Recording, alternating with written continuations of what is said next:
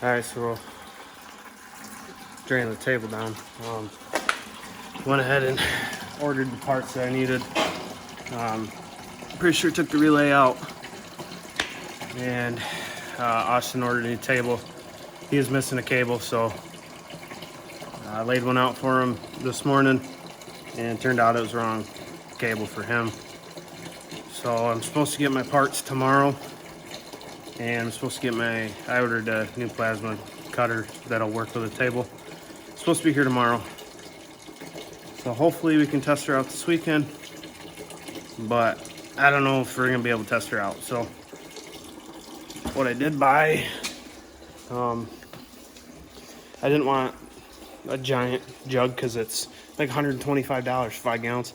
I bought this quart for like 20 bucks off Amazon, but it's only right there, 20 to 1. I thought it said 200 to 1, so I was like, oh, perfect. So that's not gonna be the correct ratio at 14 gallons, but it'll still help with corrosion. And then I bought some of these pH strips so I can test the water. It says it's for saliva and urine, so I figured water would be just as efficient, just so I can test it and make sure the water's good, because I don't want the water to get acidic at all. So that's where we're at right now.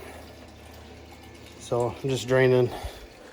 I'm getting a lot of little surface rust because the water's been sitting in here unprotected, you know. So just draining out. So a bucket and a half. Got another bucket and a half to go. So stay tuned.